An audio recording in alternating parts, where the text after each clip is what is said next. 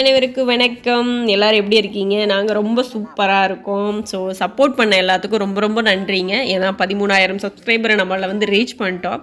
அதுவே பெரிய சந்தோஷம். 13,000 தானே அப்படின்னு சொல்கிறவங்க மத்தியில் எனக்கு இது வந்து ரொம்ப பெரிய ரீச் தான். ரொம்ப சப்போர்ட் அண்ட் லவ், உங்களோட சப்போர்ட் வந்து ரொம்ப ரொம்ப எனக்கு சந்தோஷத்தை கொடுக்குது. இந்த விலாக் என்னென்னு பார்த்தீங்கன்னா, ஃபஸ்ட் நான் என்னென்னு சொல்லிடுறேன். இது வந்து ஃப்ரெண்டோட வீட்டில் நடந்த ஒரு ஃபங்க்ஷனு. என்ன ஃபங்க்ஷன் பார்த்தீங்கன்னா, அவங்களோட என்னோடய ஃப்ரெண்டோட பையன் பொண்ணுக்கு காது குத்து ஃபங்க்ஷனு. இதுக்கு பார்த்திங்கன்னா ஃபஸ்ட்டு காது குத்துக்கு முந்தின நாளே வந்து குலதெய்வ கோயிலில் பொங்கல் வச்சது தான் இந்த விளாக் ஃபுல்லாக. பொங்கல், அதுக்கப்புறம் பசங்களுக்கு மொட்டை அடிக்கிறது. அடுத்தடுத்து பாட் பார்த்திங்கன்னா அடுத்த பாட் வரும், காது குத்துறது அப்படிங்கிறது அப்படியே அடுத்த பாட் வரும். ஃபுல்லாக ஒன் வீடியோவில் ஃபுல்லாகவே கவர் பண்ண முடியல. பொங்க வச்சுட்டு அதுக்கப்புறம் பார்த்தீங்கன்னா பாப்பா தம்பி 2 பேர்த்துக்கும் மொட்டை அடித்து காது குத்துனது. காது குத்துமே பார்த்திங்கன்னா அடுத்த நாள் நெக்ஸ்ட் டே மண்டபத்தில் தான் வச்சுருந்தாங்க. இது வந்து குலதெய்வ கோயிலில் ஃபஸ்ட்டு மொட்டை அடிச்சுட்டு நெக்ஸ்ட் டே மண்டபத்தில் வந்து காது குத்து அண்ட் விருந்து எல்லாமே. ஸோ இப்போ நைட்டு பார்த்திங்கன்னா தக்காளி சாப்பாடு, அதுக்கப்புறம் வந்து சாவல் அறுத்து அது வந்து கொஞ்சம் அதுவும் வந்து எல்லாத்துக்கும் கொடுத்தாங்க. அதுக்கப்புறம் பார்த்திங்கன்னா தம்பிக்கும் பாப்பாவுக்கும் மொட்டை அடிக்கிறது. இது வந்து எப்படி தெரியுங்களா, ரொம்ப வருஷத்துக்கு அப்புறம் 2 பேரும் ஒரு கிஃப்ட் வரம் அப்படியே வந்து என் ஃப்ரெண்டுக்கு வந்து கிடைச்ச வரோம், தம்பியும் பாப்பாவும். அதனால் வந்து ரொம்ப சந்தோஷமாகவும் இருந்துச்சு. இந்த கெடாவெட்டுக்கு வர்றோம் அப்படிங்கிறத விட என் பையன் பொண்ணு ரொம்ப நாள் வெயிட் பண்ணி அவங்க கிடைச்ச வரங்கிறனால அவங்களுக்கு நடக்கிற என்ன விசேஷமாக இருந்தாலும் நமக்கு வந்து ஒரு ஸ்பெஷல் தானே. ஒரு கிடைக்குமா கிடைக்காதா அப்படிங்கிற ஒரு விஷயத்த அதுக்கப்புறம் கிடைக்கும்னு கடவுள் நமக்கு கொடுக்கும்போது அதுக்கு நடக்கிற விஷயம் எல்லாமே வந்து ஒரு சந்தோஷத்தை தானே கொடுக்கும். அந்த மாதிரி தான் என் ஃப்ரெண்டுக்கு வந்து கிடைச்ச வரம் தான் இந்த திவி தண்டியா. இப்போ தான் வந்து அண்ணனுக்கு வந்து மொட்டை அடிச்சிருக்காங்க. அடுத்து தங்கச்சிக்கு அடிப்பாங்க. ஸோ 2 பேர் பார்த்திங்கன்னா ட்வின்ஸு. அவங்க மாமா மடியில் க்யூட்டாக உட்காந்து மொட்டை அடிச்சிட்ருக்காங்க சாரு. நான் கூட ரொம்ப அழுவாங்களோ அப்படின்லாம் நினச்சிட்டு இருந்தேன். அப்புறம் பார்த்தா அதெல்லாம் எதுவும் இல்லைப்பா, நீங்கள் அடித்து விடுங்க, என்ன வேணாலும் பண்ணுங்க அப்படிங்கிற மாதிரி அவங்க உட்காந்துட்டாங்க.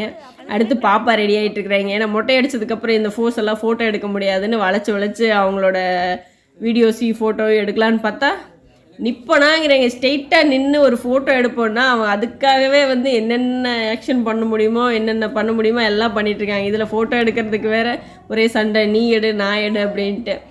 அப்புறம் அப்பாவும் பொண்ணு ஒரே மாதிரி ட்ரெஸ் எல்லாம் போட்டுட்டு ஃபோட்டோவுக்கு ரெடி ஆகிட்டாங்க. 2 தனியாக ஒரு ஃபோட்டோ எடுக்கணுன்னா நிற்கவே மாட்டிட்டா எவ்வளோ நேரம். அதுக்கப்புறம் வந்துங்க, இன்னைக்கியோட இந்த பூவெல்லாம் வைக்க முடியாது, நீ ஒரு மாதத்துக்கு இதெல்லாம் வளர வரைக்கும் எதுவும் பண்ண முடியாது. அதனால் எல்லாம் பூவெல்லாம் வச்சு சூப்பராக ஃபோட்டோலாம் எடுத்துகிட்டு இப்போ அவங்களுக்கும் மொட்டை அடிக்க ரெடி ஆகிட்டாங்க. நாங்கள் 2 பேருமே அழுவாங்கன்னு நினச்சா அழுகவெல்லாம் இல்லை, சமத்தா 2 பேருமே உட்காந்துட்டாங்க. என் பையனுக்கு மொட்டை அடிக்கும் போதெல்லாம் பார்த்திங்கன்னா சரி அழுகாச்சு. ஆனால் ஃபஸ்ட் டைம் அடிக்கும்போது அழுகாச்சு தான். 2.5 வயசில் அடிக்கும்போது பார்த்திங்கன்னா கரெக்டாக 3:30 மணிக்கு நாங்கள் அடிச்சிடணும். விடிய காலையில் அடித்ததுனால நல்லா தூங்கிட்டு இருந்தார் சார் அசந்து. அந்த தூக்கத்துலேயே மொட்டை அடித்து கூட்டிகிட்டு வந்துட்டோம். அவனுக்கு மொட்டை அடித்ததே தெரியாத அளவுக்கு மொட்டை அடித்து கூட்டிகிட்டு வந்துட்டோம். ஏன்னா முழிச்சிருந்தா கண்டிப்பாக அழுவான் அப்படின்ட்டு. ஏன்னா ஒரு செயின் போடுறதுக்கும் கூட அவன் பிடிவாதத்தில் போடுறக்கூட மாட்டேனால தான். அதனால் வித்தியாசமாக பண்ணுவாங்கன்னு சார் தூக்கத்துலேயே அடித்து எடுத்துகிட்டு வந்துட்டோம். இவங்க நைட்டே அடித்தனால 2 பேருமே வந்து சமத்தாக உட்காந்துக்கிட்டாங்க. மொட்டையெல்லாம் அடித்து முடித்து பார்த்திங்கன்னா கோயிலில் சாமியெல்லாம் கும்பிட்டு முடித்து ஃபைனலாக நாங்கள்லாம் கிளம்ப போகிறோம். இதெல்லாம் அடுத்த நாள் நெக்ஸ்ட் டே தானே ஃபங்க்ஷனே. ஸோ மண்டபத்தில் சூப்பராக செம்மையாக ரெடி ஆகணும் இல்லைங்களா. அதுக்கெல்லாம் பூவெல்லாம் வளைச்சி பூ கட்டிகிட்ருக்காங்க. நம்மளுக்கு பூ கட்டவெல்லாம் தெரியாது, ஒன்லி பார்க்கவும் அதை வாங்கி வைக்கவும் தான் தெரியும். அதனால் வந்து அதை நம்ம வீடியோ எடுக்கவும் செய்யணும், வீடியோ எடுத்துகிட்ருக்கேன். ஸோ அடுத்து என்னோடய ஃப்ரெண்டு பார்த்திங்கன்னா 2 மொட்டை அடிக்கக்கூடாது அப்படின்னு சொல்லிட்டு, அதனால் 3 மொட்டையும் அடிக்கணும் அப்படின்ட்டு 3 பேர் அண்ணனும் அடிக்க முடியாது. அதனால் வந்து ஃப்ரெண்டு அவளுக்கு ஆல்ரெடி மொட்டை அடித்து முடி கம்மியாக தான் இப்போ தான் வளர்ந்துருக்குது. சரி அதில் பூ மொடி எடுக்கணுன்னாங்க. கையோடு அதையும் எடுத்துட்டாங்க. சேர 3 பேர் கோயிலில் 2 மொட்டை அப்படி அடிக்கக்கூடாதுங்கிறனால 3 பேருமே அவங்க அப்பா பையன் பொண்ணு அடிக்கக்கூடாதுன்னு சொல்லிட்டு கடைசி மேடம் வந்து பூ முடி எடுத்துட்டாங்க. நான் இன்னும் கொஞ்சம் எடுப்பாங்கன்னு எதிர்பார்த்தேன். அவங்க பரவாயில்ல, ஆல்ரெடி கொஞ்சமாக இருக்கிற முடி ஏன் எடுக்கணும் அப்படின்னு கம்மியாக எடுத்துட்டாங்க. இப்போ பார்த்திங்கன்னா ஃபைனலி கோயிலில் வந்து நைட் ப்ராசஸ் எல்லாம் முடிஞ்சிருச்சு. அடுத்து அப்படியே பாட் வரும். காலையில் வந்து மண்டபத்தில் நாங்கள் எல்லாம் ரெடியாக இருப்போம். ஸோ அடுத்த வீடியோ அப்படியே மிஸ் பண்ணாமல் கண்டினியூவாக பாருங்கள். இப்போ நாங்கள் என்ன பண்ண போகிறோன்னா, பூவெல்லாம் கட்டி முடிச்சுட்டு சாப்பிட்டாச்சு. நீ அடுத்து எல்லாம் மண்டபத்துக்கு கெடாயெல்லாம் வெட்டியாச்சுங்க. ஏன்னா மொட்டை அடிச்சுட்டே கிடாயி வெட்டிட்டாங்க கையோட. இப்போ எல்லாத்தையும் பேக் பண்ணிட்டு மண்டபத்துக்கு போகிறோம். நெக்ஸ்ட் பார்ட் பார்க்கலாம். ஓகே ஃப்ரெண்ட்ஸ், வீடியோ பிடிச்சிருந்தா லைக் பண்ணுங்கள். தேங்க்யூ.